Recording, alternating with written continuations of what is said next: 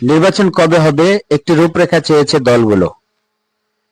রাষ্ট্র ব্যবস্থার সংস্কার ও নির্বাচনের রূপরেখা তৈরিতে রাজনৈতিক দলগুলোর সঙ্গে প্রথম দফা আলোচনা শেষ করেছে অন্তর্বর্তীকালীন সরকার।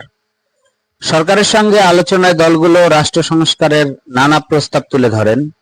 নির্বাচন কবে হবে সে ব্যাপারে একটি রূপরেখা বা রোডম্যাপ দেওয়ার তাগিদ দিয়েছে প্রায় সব রাজনৈতিক দল। অন্যদিকে সরকার বলেন, দলগুলোর সঙ্গে এ আলোচনায় যেসব সংস্কারের প্রস্তাব এসেছে সেগুলোর ভিত্তিতে সরকার নির্বাচনের একটি রূপরেখা তৈরি করবে। এটি চূড়ান্ত করার আগে আরেক দফা রাজনৈতিক দলগুলোর সঙ্গে আলোচনা করা হবে। গণঅভ্যুত্থানে শেখ হাসিনা টানা 15.5 বছরের শাসনের পতন হয় 5ই আগস্ট।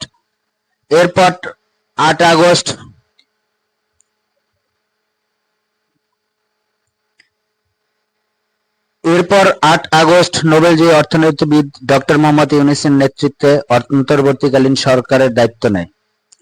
ইতিমধ্যে কোনো কোনো রাজনৈতিক দল পরবর্তী নির্বাচন হবে এ বিষয়ে প্রশ্ন তোলা শুরু করেছে।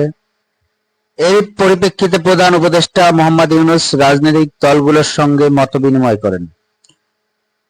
বৃহস্পতিবার বিএনপির মহাসচিব মির্জা ফখরুল ইসলাম আলমগীরের নেতৃত্বে দলটির নেতারা অন্তর্বর্তী সরকারের প্রধান উপদেষ্টার সঙ্গে বৈঠক করেন।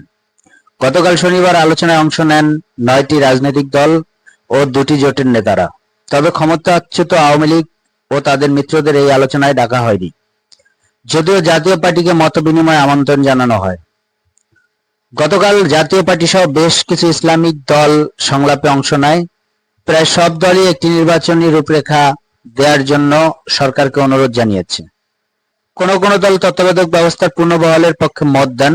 সংবিধান সংশোধন 2 মেয়াদের বেশি কেউ যাতে প্রধানমন্ত্রী না হতে পারেন সেই বিষয়ে প্রস্তাব